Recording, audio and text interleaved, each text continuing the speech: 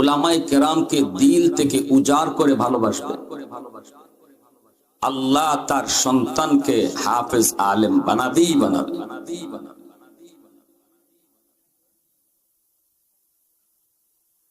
আমার আব্বা আমারে মাদ্রাসায় দিছেন, কিন্তু আমার আব্বা তো আলেম না। আমার আব্বা একজন জেনারেল শিক্ষিত। আপনারা কাকা বাসার অনেকেই চিনেন। কাকা বাসা আমার আব্বার একজন সাথীও আছে, কি নাম দেন? শহীদুর রহমান চৌধুরী সাহেব। ওই আসেন নিতে, ওই যে বসেন চাচা, উপরে বসেন চাচা, চেয়ারে বসেন।